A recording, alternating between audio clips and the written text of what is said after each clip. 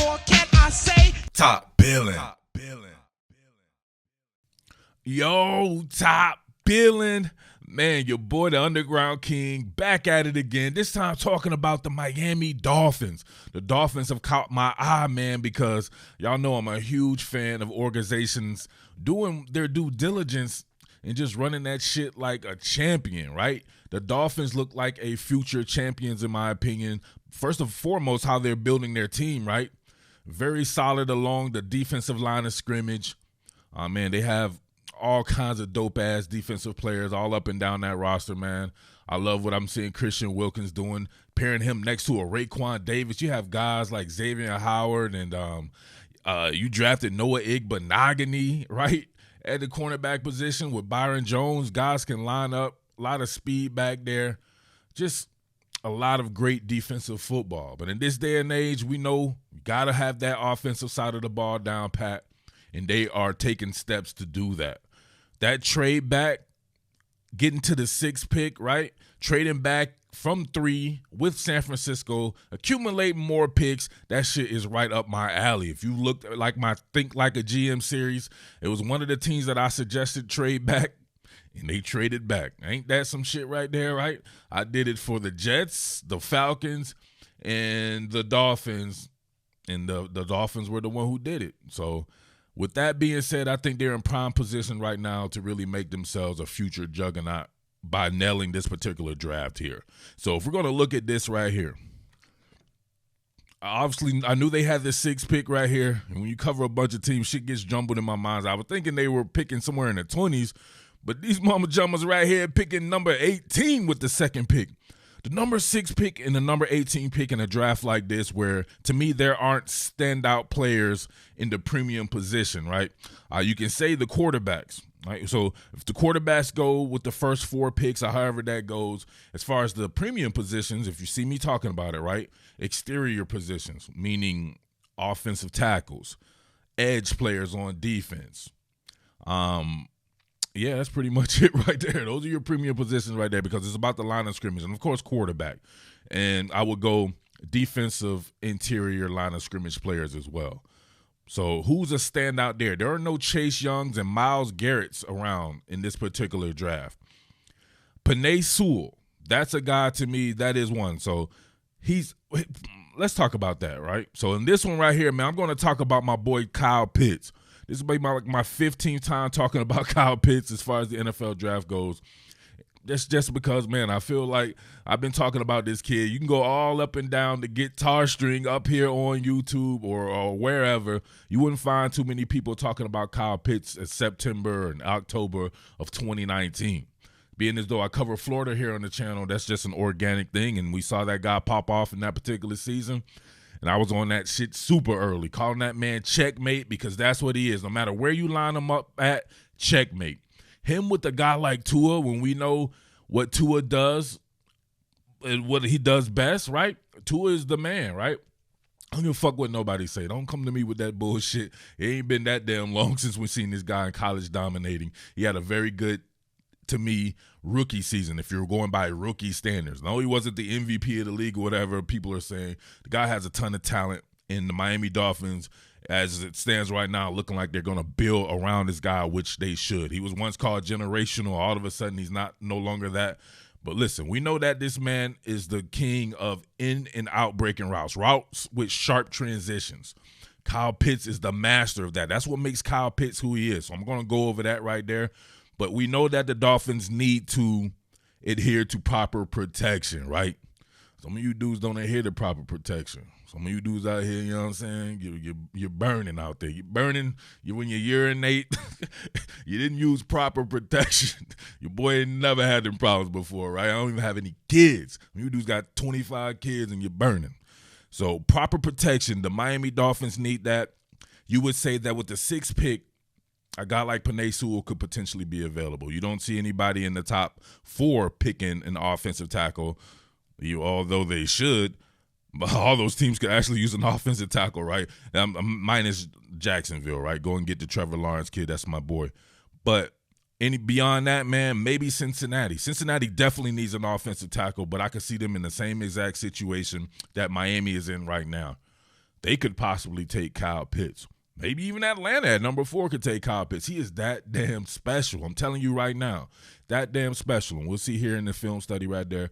But if Cincinnati doesn't take Kyle Pitts at 5, or if they take Penei Sewell at 5, then that would leave Kyle Pitts to Miami. He should not get past Miami. I know you're going to say, Murf, Miami needs an offensive lineman as well. Get damn skippy they do. They need several. However, they also have the 18th pick. Outside of Penei Sewell, even with him, I'm a little hesitant to say like he's just an all-world offensive tackle. He doesn't have a serious rap sheet to me. Who's he catching bodies off of? I'll hang up and wait. His best guys that he went against in his first 2 seasons playing at Oregon, right? Not to disrespect Oregon. Y'all know I love Oregon, but it's his individual assignments. Who is he blocking against? Marlon Davidson? No. He's an interior player, and he's good, not great. Was Zach Bond maybe at Wisconsin? Come on now, he's a kind of a 3rd, 4th round pick type guy, not a superstar. He doesn't have those guys on his rap sheet. Alex Leatherwood does. That could be your 18th pick. I don't see any difference. If you're talking about maybe he doesn't look as good as Penei Sewell because he's going against a lot of freaks, right? He's been 4 years in the SEC, played guard, played both tackle spots. He's going against all kinds of guys like Kaylavon Chason. I see him going against Andre Walker at Georgia. All the guys they have at Georgia there. All the guys that they had, even him going against Marlon Davidson and these guys as well. All up and down the SEC into the playoffs, going against the Notre Dame guys. He's had a severe rap sheet. You got to check his files. He's going against a lot of people. If you could get him at 18 and Kyle Pitts at 6, oh, my God. What does that do for a Tua Tagovailoa, a guy that didn't have that good of weapons to me? A lot of B-grade receivers to C-grade receivers. Devontae Parker, B-grade to me. To me, if you put him with a Kyle Pitts, a Mike Gesicki, and then you add another guy to me, right? Or maybe Lynn Bowden takes the next step there. You're starting to give this guy some weapons to play with. And you can have him looking a much better right away with that. Man, look at that, right? So suppose that happened right there. Or if they pick Kyle Pitts, then it's a deep draft with weapons as well, right? So then you would, to me, go a Penei Sewell or whichever lineman you think right there. Maybe you trade back and accumulate more picks and grab a Rashawn Slater or a Sam Cosmi. There's a whole bunch of offensive tackles here. Or you get the Leatherwood kid then, and you have multiple picks there. But if you were to somehow come up with Kyle Pitts, Alex Leatherwood, and then you have the 36th pick as well, what? Come on, man. The guys running the Dolphins are off the chain right here. This is how you run an organization. The 36th pick, you can get him another weapon. I would like for them to get a weapon of an inside variety, a smaller, quicker player like an Elijah Moore. If Kadarius Toney is there from Florida, Pitts and Toney back together again, you know what those guys did to the SEC. That would be hard. That would be unbelievable, man. So a lot of different ways you can go with this right there. Maybe you get him another offensive lineman at 36 as well. I don't know. We shall see. But let's look at what makes Kyle Pitts special and why Tua Tagovailoa would just be honored to have a dude like this. All right? Working him with in-breaking routes. Like, how do you defend a guy like that? That's what makes him who he is. Obviously, he can go down the field with the best of him, but his in and out breaking routes, his ability to transition in his route phase is just phenomenal, man. It's like, who do you defend him with? Too big for linebackers, but too big for defensive backs, too shifty for linebackers, and his route running prowess is very much like an elite level wide receiver. So it's one thing to be big, it's one thing to be fast, it's another thing to have technique with that really not too many other people have. Check this out right here. Going against Brian Branch. Look at that. Look at just the quick transition. Who's moving like that at the tight end position? It's just smooth. It's extremely smooth. Great frame. His frame works with his skill set to perfection. Look at that. Sizing him up, right? You're in your even exchange situation right here with a two-way go.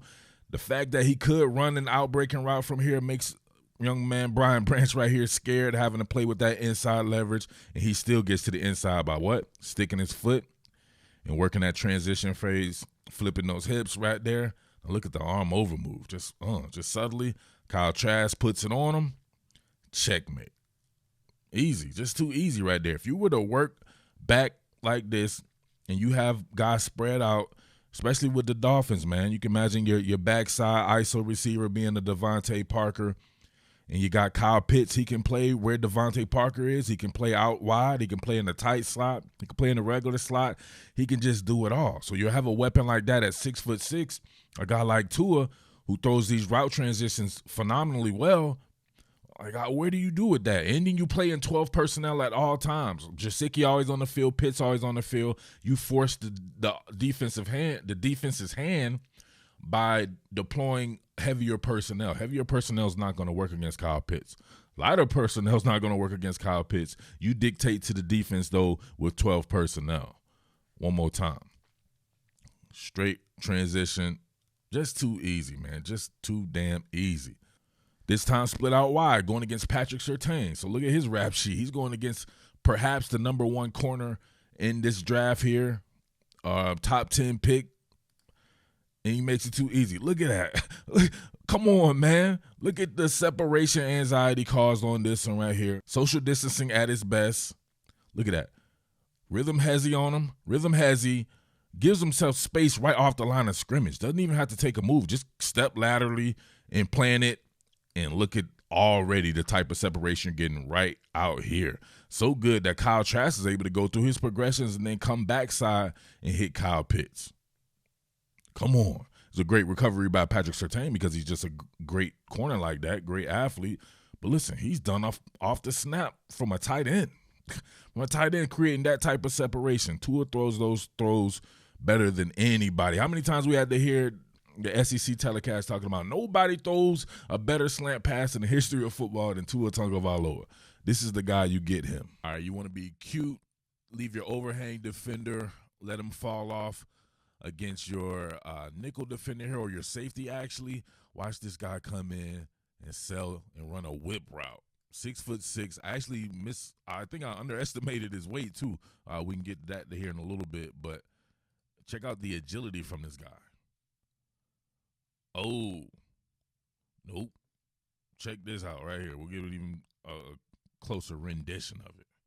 Got him set it like his vert. Sell this, right, like it's going to be an in-breaking route like a slant. Look at the agility. That's the thing about somebody like him. You don't normally see guys like this running these kind of routes. I remember hearing Travis Kelce, and he would talk about the style of route running that they would allow him to do in Kansas City. He thinks separates himself because he runs routes that a lot of tight ends just don't. This guy's doing this because he's a former receiver. So it's nothing for him to do it. So the impression, just look at the ability to bog down, transition, explode out of space. Come on. You can put him against anybody, man. If he's healthy and he's being targeted, he's just going to be a handful. All right. Back outside. This time going against J.C. Horn, one of the top 2 or 3 corners in the draft. It don't matter. Look at Kyle Pitts. Rhythm step, explode on him, give him half a man, come back. Look at him work back to the ball. Look at this strength right there to kind of shrug J.C. Horn off without it being pass interference. Look at this, right? J.C. Horn with the inside position. But listen, this guy is 245 pounds, I found out. And look at this, just subtly work back to the ball. That's all it takes. Got him. What? Come on, man. I got to see this, though, for sure. I want to see it against Patrick Surtain at least once. So a guy like Daniel Jones being able to do this, right, especially if they match personnel out here and they have to bring a linebacker or a safety out here, check this guy out. Look at him moving space here. Look at the rhythm step. What tight end is doing this? Exploding off the ball right here. And look at him get him half a man, right? You don't want to stay squared up like that. You want to do just like you're running an arc, like you're an edge rusher. Give him half a man, not much surface area. That's why he has the hold right here, technically. Holding the jersey right there, shrugs that off, starts tracking. The rest is academic from there. This is your top 25 pick cornerback. Let's go. What more can I say? Top Billin.